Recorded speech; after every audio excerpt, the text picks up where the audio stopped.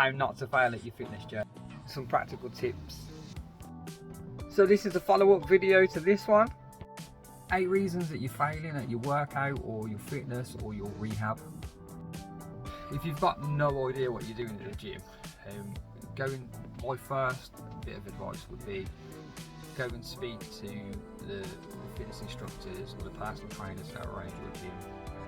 If it's not a gym that you go into and you want to do something at home, get a personal trainer at home, ask them to come out to you and go through the plan.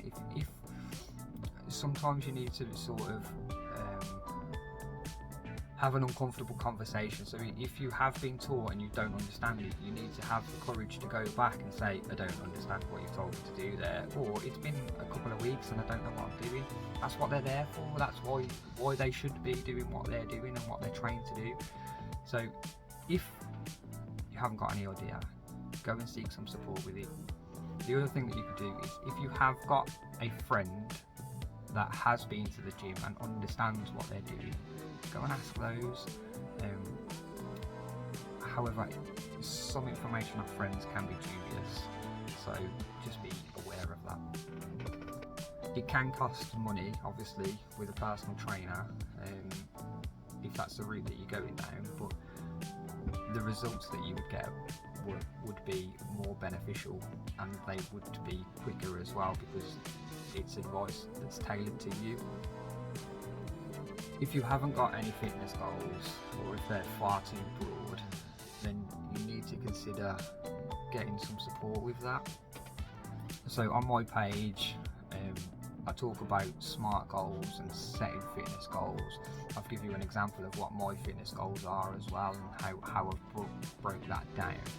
But if you struggle with setting SMART goals, again, a personal trainer or a fitness instructor should be able to go through what you think your goals are, and if you do say to them, I just want to lose some weight, they'll break that down into how many weeks, what are you aiming for, this is the most amount of fat that I would suggest that you lose over that week, and make it realistic for you as well, so that you're not thinking that you're going to turn into some sort of Instagram fitness influencer in 3 weeks.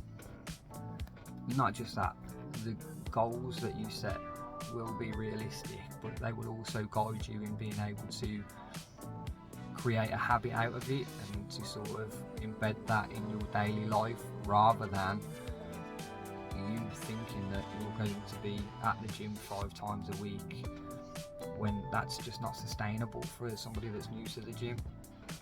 So with point number 3 about your workouts being boring, if this is you and you sort of stuck with the plan for longer than you should have, or you are just getting bored with the plan that's been designed for you, I would say either, again, go and speak to a fitness instructor or a personal trainer, let them know what you're feeling and what is particularly boring about it, but also have some solutions about what you actually like.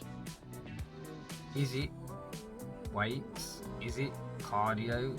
Is it, do you want to mix things up in terms of how long that you're on them for? I would also say try everything. I would say have a go with everything in the gym, or be open to learning about the equipment. Just because you don't know, you might enjoy it. You might enjoy a different class, yoga, Pilates, something that you think, oh, that's not for me. Have a go at it and see what you feel. One of the key things for progressing with fitness is to vary your intensity, vary your workouts, vary how long you're doing things for, or the reps that you're doing. So you'll hear me talk about progressive overload on my channel, but also on Instagram, and that's the basis of fitness really. If you're not challenging yourself, then you won't progress. Another quick point on that is, if you have been given a plan and you're like 2 weeks in, you probably need to stick with that plan for another couple of weeks, If it's as boring as anything though, you might just want to swap that up and tell the trainer. So on point number 4 about having accountability. One quick way of having accountability on your fitness journey is to have a goal, have some goals, and to share them goals. So you can either do this on your Instagram page or start by having a conversation with somebody that's close to you about what you want from your fitness journey and how you think you're going to get there. Ask the friend for some support. Ask them if they'll text you about having when you're going to the gym. You can send them messages after you've been, or a video, or a picture of once you're sweaty and worn out from the workout that you've just completed. They need to be a very, very good friend for that though, just because some of the pictures that you can get through, you just wouldn't want to feel judged by that. So just make sure it's a good friendship. Another way is, another popular way with other personal trainers is by having progress photos. So having a photo of you now and having that somewhere. Do you know the bikini photos or the short photos of where you're a little bit fat or whatever? So it's those photos. Have it up somewhere where it sort of proves as it goes. It can act as a bit of motivation to keep you going. Or just write down your goals, what your goals are, when you're achieving them by, and having them up somewhere where you can see them every day, and so that you can remind yourself of the reason why you're doing it. And lastly, just having a personal trainer. They will provide you with accountability. They will ensure that you're turning up for yourself and ensure that you've got a plan, you've got goals, and will remind you of why you're doing what you're doing as well. On days where you don't feel like it, they can offer you reassurance and some more motivation to get things done. So number 5 was having a program that's not designed for you. So with lots of programs accessible via online coaches and downloadable programs or free programs out of magazines and that sort of stuff, they aren't individualized to you. So if this is the case, I would suggest that you try and get something that is individualized to you. And one of the ways that you'll get that is either one-to-one coaching or personal training. So you can get it via online coaching, online training. This just means that you have to go through your goals and send in some videos to the trainer so that they can provide you with an individualised plan. That will take in your ability, your strength, your stamina, what your goals are, what your interests are, so it's all tailored for you. And you'll get the same with a one-to-one personal trainer as well. So if that's face-to-face, the only bonus with that is you can build up a better rapport with each other, and they can be there in the moment with you, so they can change things in real time rather than having to wait for like videos and things to be uploaded. Number 6, feeling uncomfortable in the gym. So the solution for this is keeping on going into the gym. So the more that you get exposure to that environment, the more it becomes comfortable. The more that you get to realise around where you are, what's there, what's available.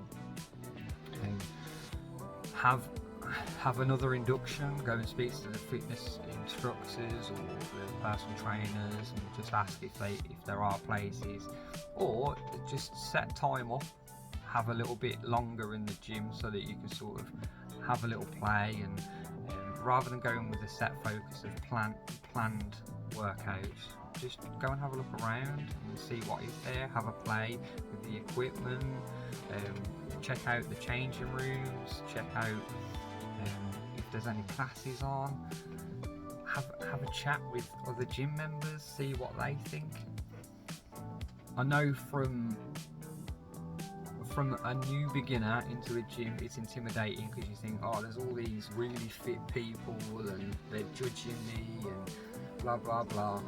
It's not true though. The reason why they're at the gym in the first place is because they're working on their self. So don't compare your journey to somebody else's journey. Just because they're hench and look like Arnold Schwarzenegger in his prime days doesn't mean that that's where he was last week. That's years and years of practice, years and years in the gym.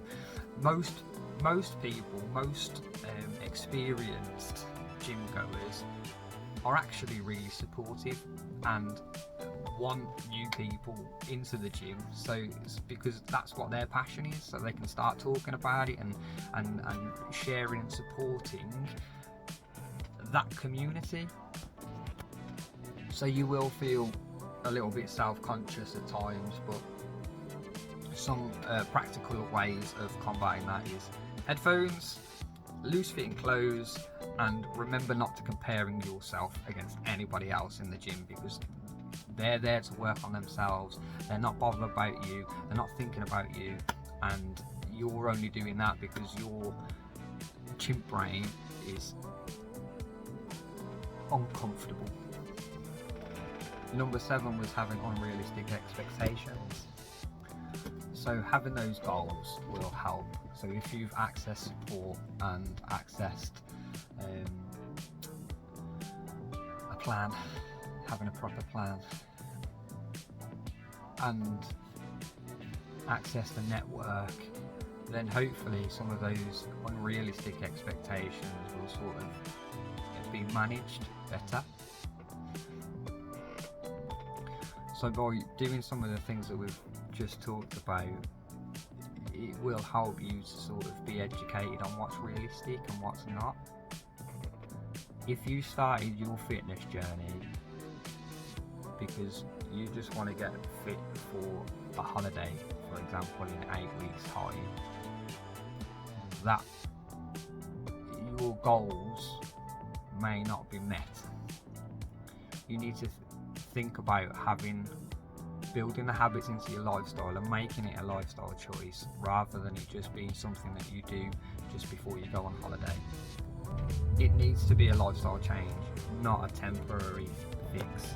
So this is where we talk about habits and creating those little habits during your day, so to be able to fit in your exercise, but also it's the little choices that you're making, your snacks, your lunches, and your activity choices as well. So it may even be thinking about taking a walk in the morning with the dog, or parking a little bit further away from work and doing the steps maybe at work.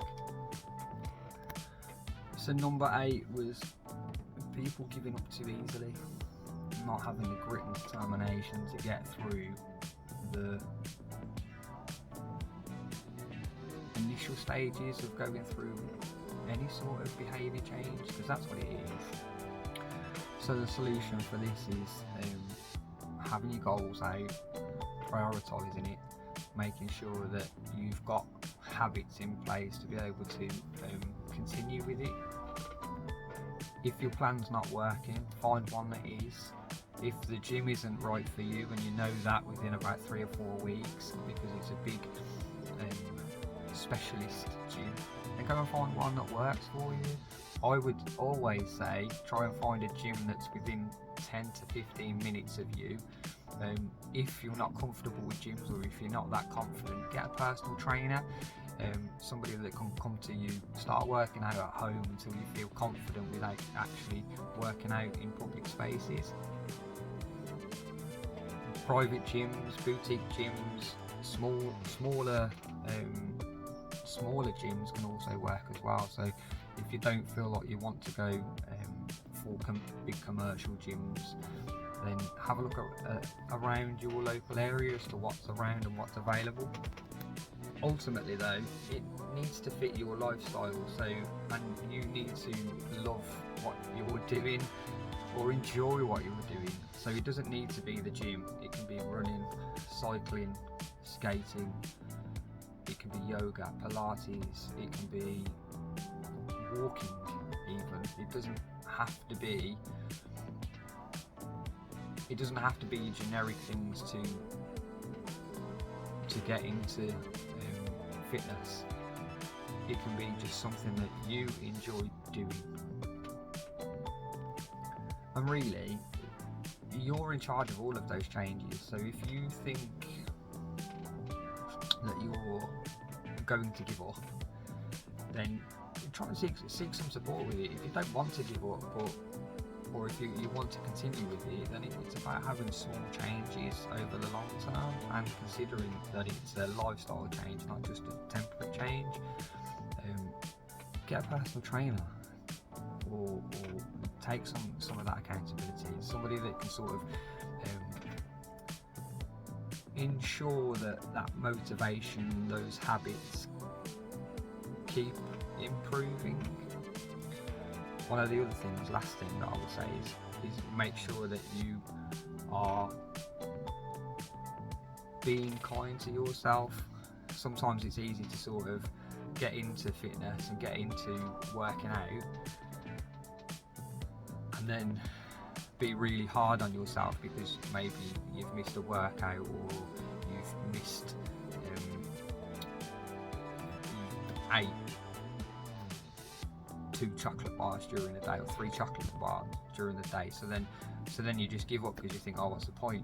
But if you've got support through that, and you've got a good network through that, then it's realising, well, actually sometimes this does happen, and it's not a wagon per se. It's not falling off a wagon or anything, because if you had a punctured tyre, you wouldn't go and stab all 3 other tyres. It's making sure that just because there's been a mishap, or there's been there's been difficulties during the week, it's then realising that that's normal, but actually if I continue with these smaller changes for the long term, and I will actually get to my goal of being slimmer, or I will get to my goal of being stronger and competing in that event or whatever. So there you go, the solutions for the 8 reasons that people usually fail with fitness. I hope that's helped any of you. If it has, then yeah, drop me a like, drop me a follow, drop a share, drop a comment. Let me know if there's anything that I've missed out of that as well. So if there's things that you particularly struggle with, let me know. I'd really appreciate if you subscribed as well. So the subscribe link is up there somewhere. I'd appreciate that. And follow me on Instagram. So on Instagram it's @unite.jones. On that page is quotes, motivation, also talk about fitness, health, well-being, cycling, running, anything fitness related.